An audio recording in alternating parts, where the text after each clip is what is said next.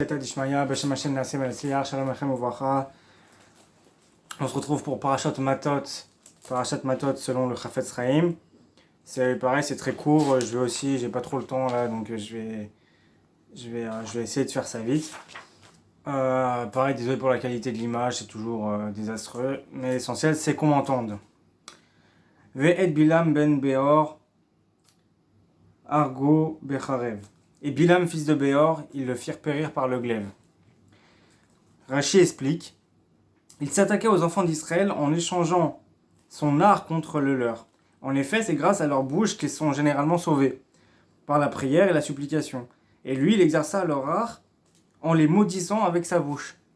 Quant à eux, ils échangèrent leur art contre celui des autres nations qui viennent avec leur épée, comme Yitzhak avait dit à Esav,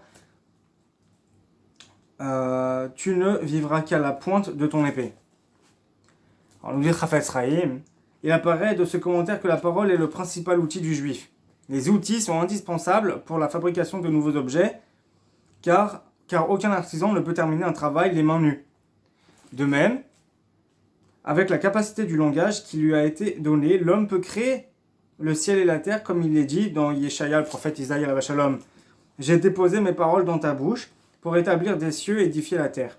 Grâce aux paroles sacrées qu'il prononce ici-bas, devant le Saint béni soit-il, des mondes et des anges sont créés dans les sphères supérieures. C'est pourquoi il faut veiller à ne pas abîmer cet outil précieux par des propos interdits, comme la médisance et le colportage, et ne l'utiliser que pour des paroles de Torah ou de prière, conformément à cet enseignement talmudique dans Choulin 89b. Quel est le sens du verset dans les Tehillim? Vous prononcez de justes arrêts. Le plus grand art de l'homme dans ce monde, c'est de se rendre comme muet. On aurait pu croire qu'il faut garder le silence, même pour l'étude de la Torah. C'est pourquoi le verset nous détrompe en disant « Vous prononcez de justes arrêts ». Petit commentaire de Maasai Lameler. De même, la sagesse guérit le corps et l'âme si on suit la voie de la Torah. Mais elle est une source de douleur irrémédiable en cas de déviation. Ainsi, le Chovot Alevavot, c'est marrant, je suis en train de le lire en ce moment. Le Chovot Alevavot, donc de Rabbi Bahye Ibn Pekuda, Zecher Tzadik Kedosh Livracha, dans Shar Yechud Amaaseh chapitre 5, explique: la Torah est comparable au feu qui éclaire, comme il est dit dans Tehillim 19.9, le commandement de l'Éternel est lumineux, il éclaire les yeux. Mais elle peut aussi brûler ce qui détourne de sa voie, comme il est dit dans le prophète Isaïe alav shalom, oui, l'Éternel par le feu fera justice. Ok, donc dernier verset, c'est vraiment, il a commenté que deux versets le Chafetz Chaim sur Parashat Matot. Vayomer Eleazar Kohen el anshe atzava abaim la milchama zot chukat Torah ach et azav. Eleazar le Kohen dit aux hommes de l'armée qui étaient allés au combat, voici la loi de la Torah, seulement ach, l'or et l'argent. Donc il apparaît clairement, nous dit le Chafetz Chaim HaKadosh, il apparaît clairement de ce passage qu'avant la cachérisation entre guillemets d'un ustensile en métal, il faut le frotter pour enlever la rouille. Comme l'explique Rashi, cette règle est déduite du mot ach, laissant entendre que le métal doit être dans son état originel. Ensuite, il est brûlé au feu et ébouillanté, selon son mode d'utilisation le plus courant. De même, un homme désireux de se purifier de son impureté, de sa souillure, doit d'abord éliminer la rouille de ses péchés par le repentir, les regrets et la promesse de ne pas recommencer. Ensuite, nous dit Chafetz Chaim HaKadosh, il doit calquer son repentir sur son péché en témoignant du même feu, entre guillemets, du même enthousiasme qu'au moment de la faute, et en trouvant un remède correspondant au mal qu'il a commis. Ainsi, celui qui a fait de la médisance étudiera la Torah conformément à cet enseignement des sages, cité par Rabbeinu Yonah dans Shar et Tshuva. Les justes se font pardonner en utilisant pour le bien l'instrument de leur péché et en faisant des paquets de mitzvot pour contrebalancer leurs transgressions. L'homme se, entre guillemets, cachérise et se purifie essentiellement par la Torah.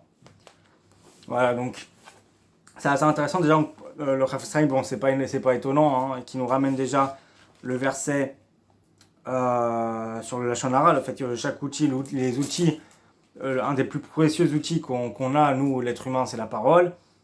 Et qu'on doit s'efforcer d'utiliser cet outil à bon escient parce que cet outil a une puissance créatrice et destructrice, mais en l'occurrence la créatrice d'anges et de toutes sortes de choses. Et c'est vrai que si on utilise notre outil précieux qui est notre bouche, notre langue, la parole, pour le bien, des paroles de Torah, des prières, des brachot, ouais, des bonnes choses, même pour faire avatrinam, dire des gentilles choses, ouais, donner le sourire aux gens, aussi dans Bikur Cholim, tout ça. Utiliser notre parole pour le bien et pour les mitzvot, alors on se purifie, on crée le bien finalement, on apporte le bien dans le monde.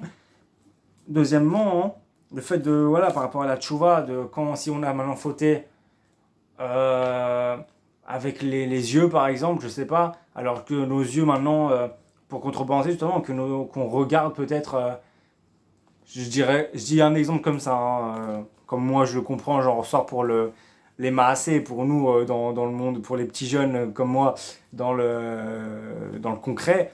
Si vous avez malheureusement un chemichement, Chazve Shalom, regardez un film pornographique, enfin un film, personne ne regarde de film aujourd'hui, c'est des vidéos. Donc vous avez vu une vidéo, par exemple, je sais pas moi, une vidéo de 10 minutes malheureusement de cette débauche terrible.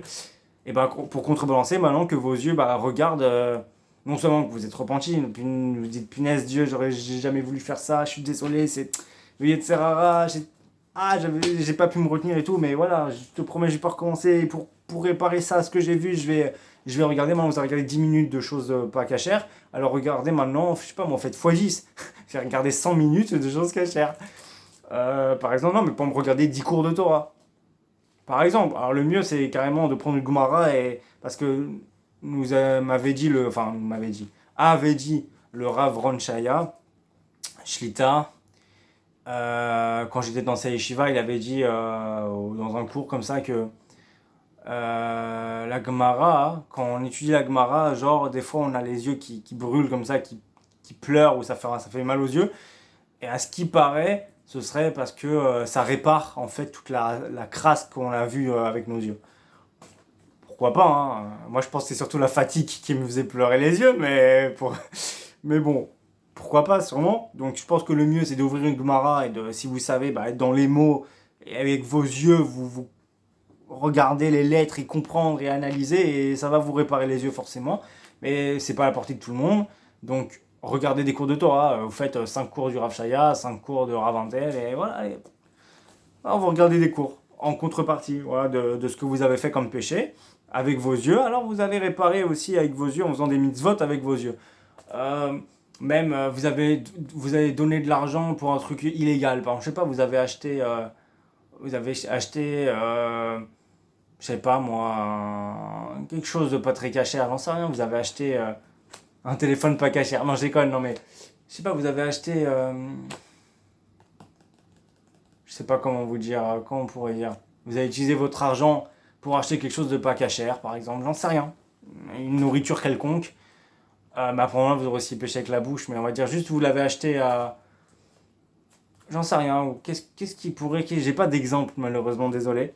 Vous avez utilisé votre argent pour acheter quelque chose de pas très. D'assourd. Voilà, j'en sais rien. Vous avez acheté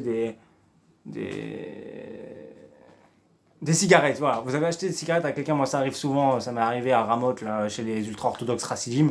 Il y a plein de gamins de 10-15 ans, ils sont là à demander qu'on leur achète des cigarettes. Et il y en a qui en achètent. Moi j'en achète pas, mais voilà, vous avez acheté, c'est un péché, c'est de Horaïta, vous donnez du poison à votre frère. Enfin bref.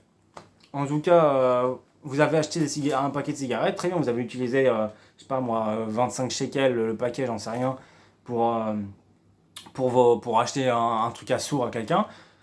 En contrepartie, utilisez aussi votre argent, je vais pas dire x10, mais peut-être x10, ouais, 250 shekels de tzedaka ou de chesed, on est dans une famille, j'en sais rien, quelque chose comme ça. Voilà, c'est ce avec quoi vous avez péché, et utilisez cet outil-là pour le bien et mitzvot, pour contrebalancer, vous cachériser, vous purifier, etc. Bon voilà, je vais pas rester, on va s'arrêter là. Bezrat Hashem, qu'Hashem nous donne la force de nous battre contre les Yetzirah, d'utiliser notre outil qui est la parole à bon escient, et de nous amener au repentir sincère et de nous renforcer en piété, de nous rapprocher du Créateur du monde. Et voilà, et j'avais oublié ce Dvar Torah pour là. Refoua Shlema de Rosalie Souzi Batrachel. Pour Yitro Ben Shlomo aussi, la Refoua Shlema. Pour la Hatzlacha Itraskut Badat Zivu Gagoun et par la Satova de Yaakov Ben Rachel. Et pour aussi, on m'avait demandé, je l'ai plus, bon, j'avais plus là aussi les Ilou Nishmat quelqu'un, mais je sais plus le nom. Bon, c'est pas grave, voilà. Baruch Adonai Olam, amen, amen.